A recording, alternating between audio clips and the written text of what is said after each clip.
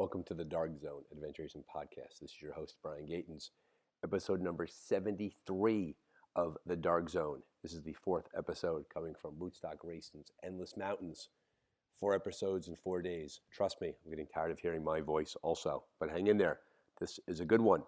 I corralled 4 volunteers to talk about their experience, both volunteering for the race, what they learned about adventure racing, and how it impacts them as racers and as fans of the sport.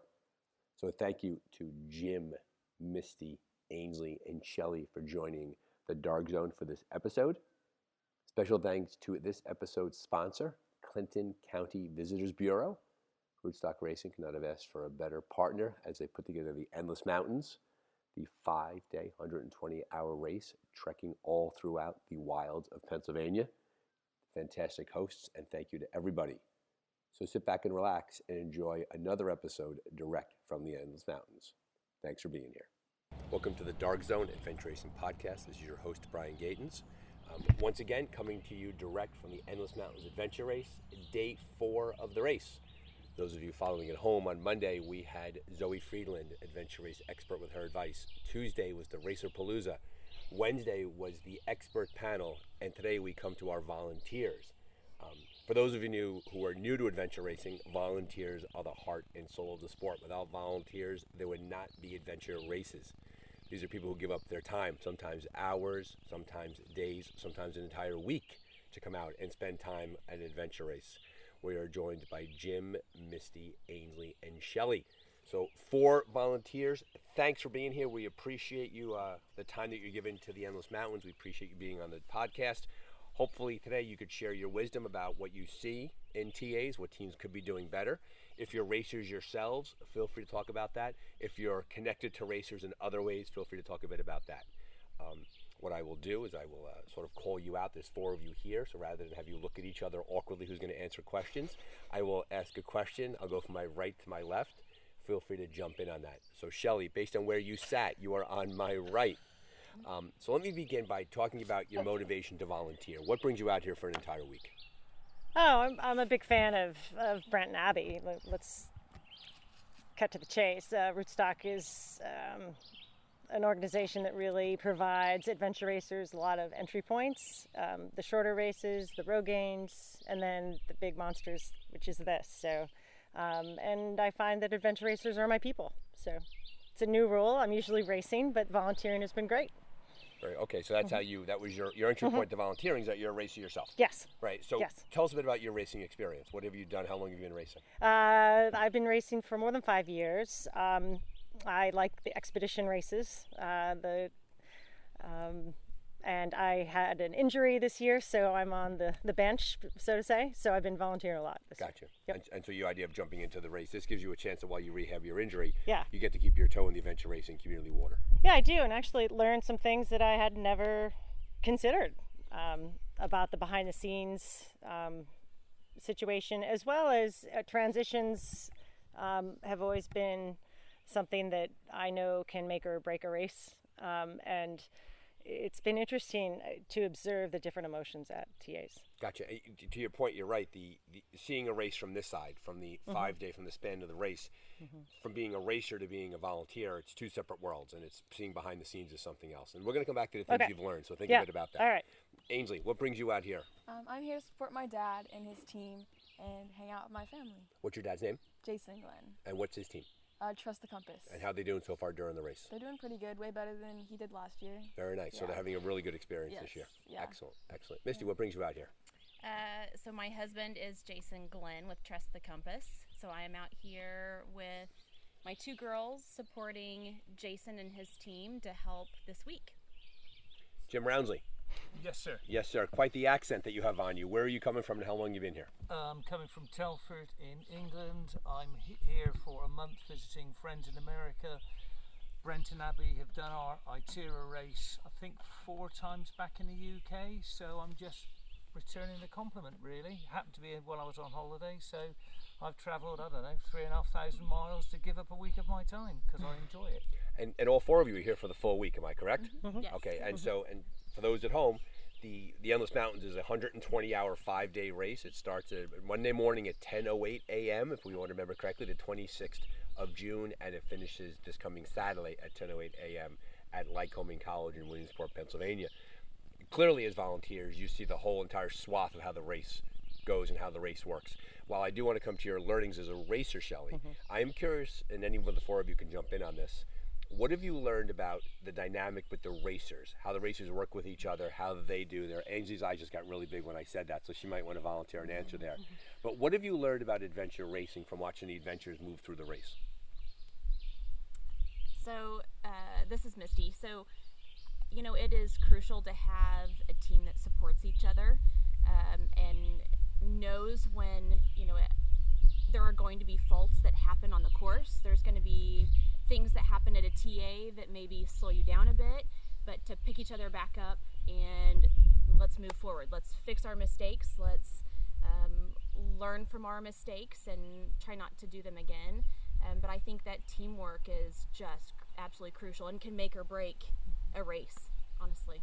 So how the team works together, because they live with each other for those 120 hours, right? Yeah. Ainsley, when I asked that question, your eyes got big. What were you thinking? I really wasn't thinking that much. I was just thinking like about essentially what my mom said and how she it's essentially like a make or break kind of thing, because you gotta build up a bonding relationship, because if you're not going to get together for those 120 hours, it's not going to be fun.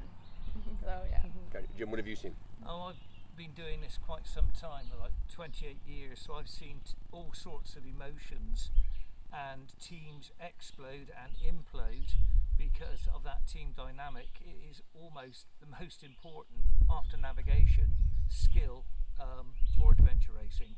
If the team can't function together, if you can't give that person space, or if you can't pick that person up, or if you're not willing to take their pack because they're slower for whatever reason, you're just not going to make it to the end. It's not about speed over the ground. It's even more than a mental sport. If you haven't got that mental capacity to deal with situations, you're not going to succeed. And I think that speaks to the idea of the teams. I've seen over the course of my racing, as both as a racer and a volunteer, there are teams that are physically the strongest teams on the course that never make it, right? Something happens there. This is not a pure brute force sport, and as a result, you have to have more than just physical strength. Shelley, what do you think? Oh, I feel it's more feeling at this stage in the race for me. I haven't witnessed suffering without being able to help before in my life.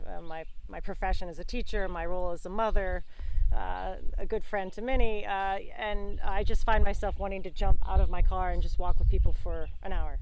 Today I drove my car 5 very, very slow and just played the loudest music I could for 2 people that were walking. And that's all you can do. They asked me how many miles, and I knew they had 10 miles left, and I just said, just a few, because you really, you want to honor their journey. You don't want to shorten it or, offer them a ride, because they need to decide how to race. Well, that's the hard thing about being a volunteer, is that, and I think the 4 of you can capture it better than I can. As volunteers, we're in very, very unique positions where we're race staff, and our job is to let the racers race be the race. Correct. And as a result, we can't advice, guidance, direct help, things like that. Yes, Jim? Anything that we do for a racer, we have to be willing and able to do for every single racer. If you were there handing out, is it jelly beans? Yes. And you give it to the first guy, you've got to have enough jelly beans, and you've got to stay there till everyone's gone through. We have to treat everyone the same. So that can be hard at times. Well, because to Shelley's point, we're helpers by nature, right? We are volunteering, like we are giving of our time, and we want to give more of ourselves. So it's very hard as a volunteer sometimes to sit back and let the race unfold, especially if there's a family connection. I'm happy to read that your father and your husband are doing so well. Right. Yeah. I mean, to see him in a transition, if he was completely blown, it would be very hard on you, Yeah. right? But he's having a very strong race. Oh, yeah. And we've seen that before. And it's hard whenever they come into a TA and they're discouraged, and the team you feel like is imploding and about to explode, and so you're trying to figure out a way. Oh, here, can I hold that for you? Can I do this for you? And you can't. You have to step back and let them figure it out. And sometimes that's it's hard. It is hard to do, but I think that also makes them stronger when they do figure out. Okay, here's what we have to do as a team. Here, and even if it's a, hey guys, you need to figure this out and work as a team. Sometimes it's just those words of encouragement that maybe will hopefully bring them together. Sometimes not, but it's hard to step back and just let them, figure it out and watch it play out before you. So you're witnesses to the experience. As a volunteer, it's a lot easier if you haven't got that connection. Right. Because yes. although I know quite a few of the racers from previous events, you have to just be able to step back and almost watch them implode and hope they switch on and they help and they start functioning as a team. And that's from a fairness perspective, like you do one, you do for all, but also I think that's from a personal journey perspective on their part. Like our job is to facilitate that journey. Right. And that being said, what are some of the jobs that you're asked to do as volunteers? What have you been, now Shelley, this entire week, what have you been driving? Oh, I am now very talented and skilled at driving a 25-foot truck. Which has been filled usually with what? Bike boxes. There might be other things back there, but I'm assuming bike boxes and gearboxes. It's been great. And other than that, I've been driving my truck and taking the course marshal around, visiting TAs. Today, our race directors need to eat, and that means we just go find food and bring it back, and make them eat, because otherwise they don't. Loading and unloading kits. Yeah. And because we're in America, the bags are bigger. Yes.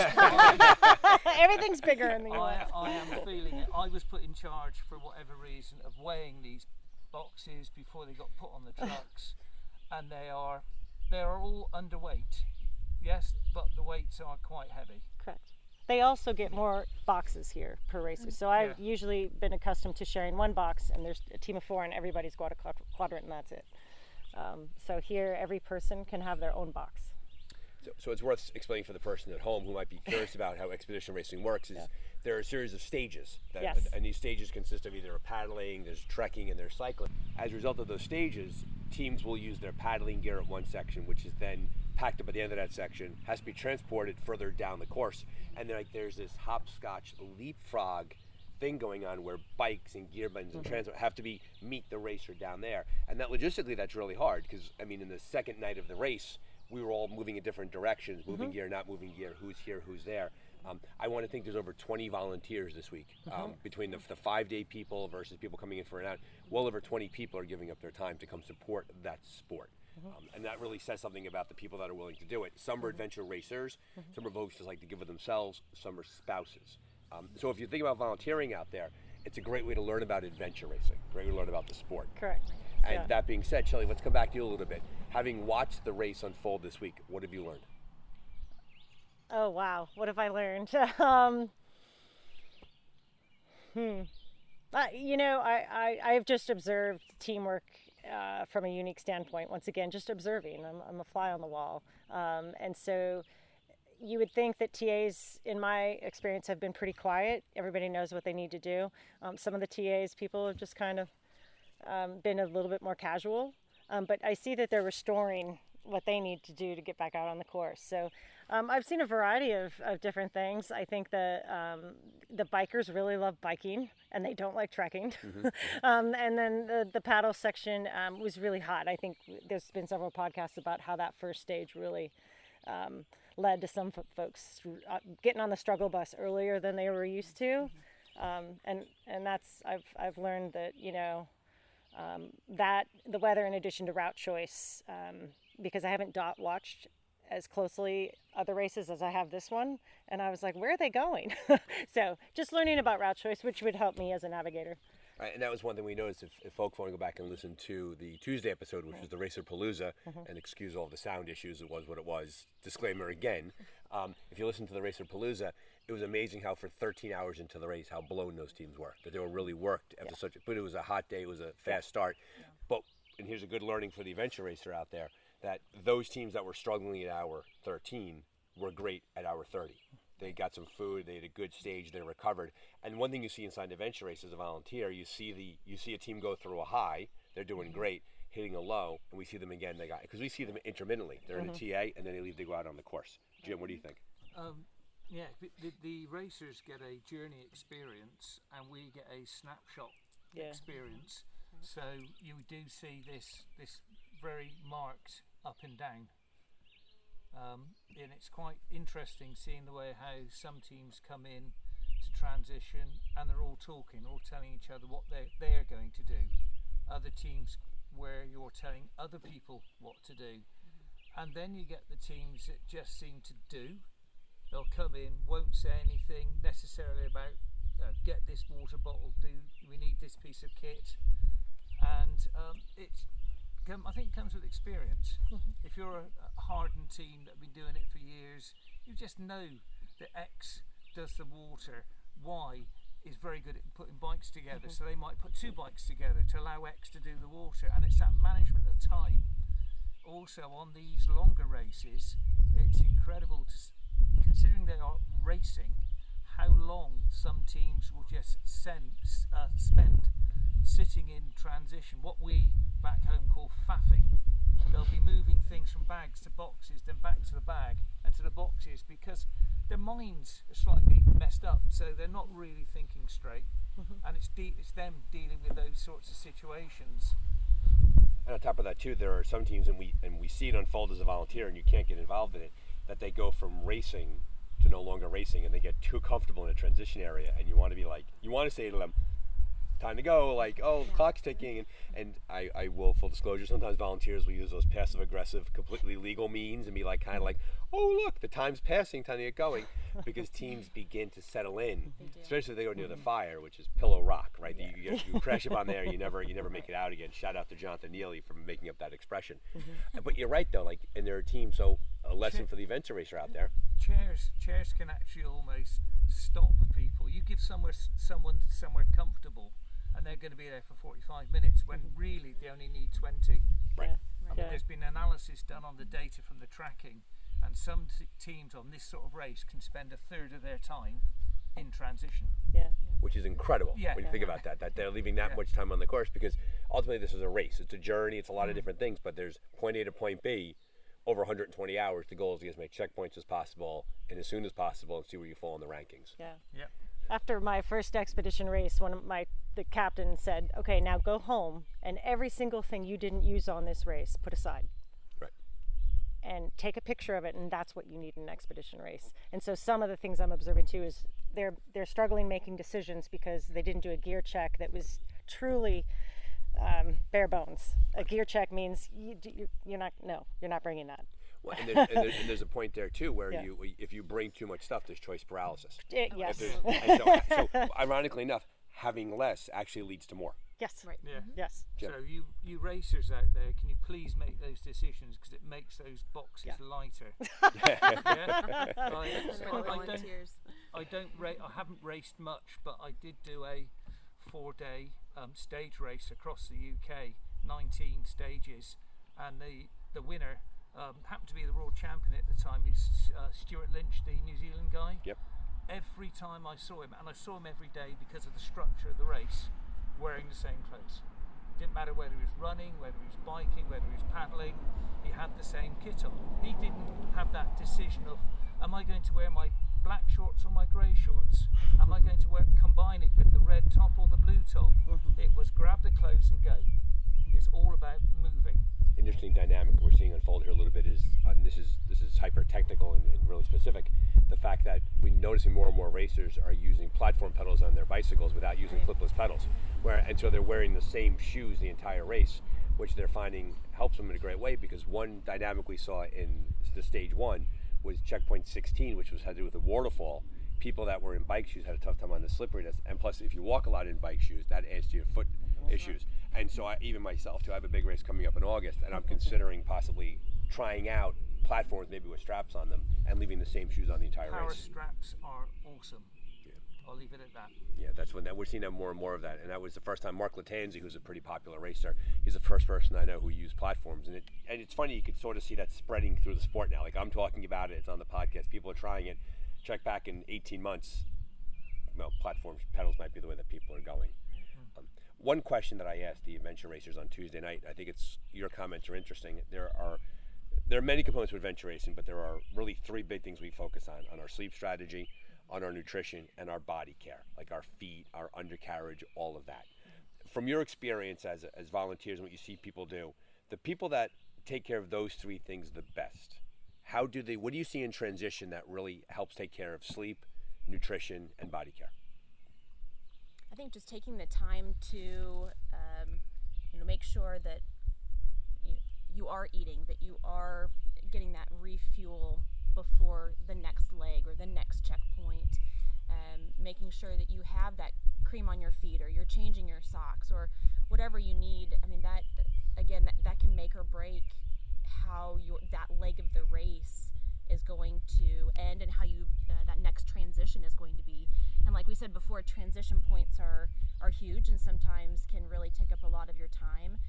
And you have teams passing you if you wind up getting too complacent and kind of just sitting, waiting for socks to dry or whatever. You need to have that plan in place of, okay, here's what I'm going to use for this, and here's what I'm going to put on, and or maybe I just wear the same thing but just reapply creams and do my foot care. It can really have an effect on how the next 10, 12, 18 hours play out for you. What do you think, Jim? It's going to the care, your personal care. There's a very well-known Swedish team that when they go into transition, it's a squad, so it's not every time. If this particular racer is racing, his job in transition is his foot care, because if he looks after his feet, he's absolutely awesome, will fly, but the team know from previous races, if he doesn't, he'll fall apart, his feet will fall apart. So the team will do the transition, let him do his feet. Once he's done his feet, he can then do other team activities, but looking after yourself means you're looking after the team. Right. And I think that's a good point. Like when you ask for help during a race, you aren't necessarily betraying to your team that I can't do it. You're saying to your team, I need some help, and you're helping the entire team out. Right. Because a huge issue we have sometimes is that people hang in there too long and they suffer in silence, and then they either implode or explode. Right. Right. So the communication is really important. I also noticed too on that point about foot care, which is integral to successful racing, is the moment that teams come into transition, wet socks come off, wet shoes come off, they have a towel to dry their feet, and then they put on either sandals, or God forbid they put on Crocs, and they're able to walk around the transition area and they dry their feet out, and they try to get dry socks back on. Huge part of that. Shelley, what do you think? I was just kind of flipping it on ourselves as a team. We're a team, and so we're more than halfway through the week. I think all of us have seen too many donuts, too much pizza, and then yesterday and the day before, people started getting their own workouts in, and you saw my water today, but I'm training for a race, so I'm trying to drink as much water, and it was he put his hand during transition today, one of our little fellows in transition, so I think he took care of my water. He just turned 4 years old this past week. He made it the point to put his hand directly into Shelley's water up to his wrist. I know, and that's teamwork. That's teamwork, exactly. And so that comes from a really honest, natural place for I think all of us. Once again, being helpers. But more and more, I'm asking, not have you eaten, but how did you sleep? Have you exercised? I don't think I've heard or seen one volunteer with a car, I don't have a car with me, who goes off site to get something, always without fail, goes around the group, who needs something, what do you need, and we come back, and it's just looking after, because these racers are in teams of 4, but as Brian said, we're a team of 20, and if one of us goes down, it just makes it harder for the rest of us, so we've got to look after each other. You have to support your family. And what happens here inside the 120 hours is that this becomes a short-lived, high-intense community. Absolutely. Right?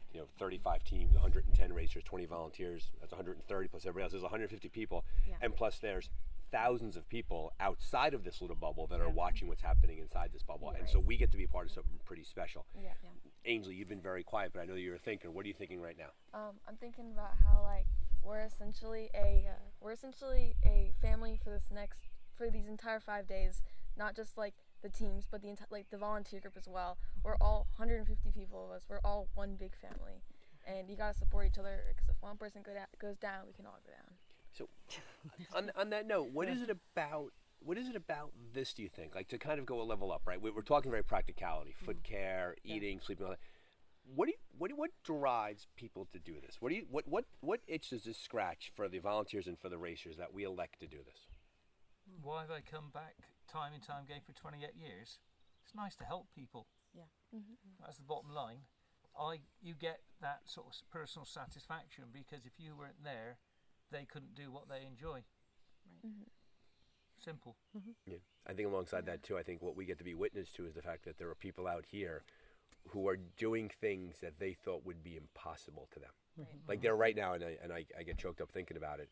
There are people on this course right now who heard about adventure racing, read about it, talked about it, and something inside them said, I want to go do it, and now they're doing it.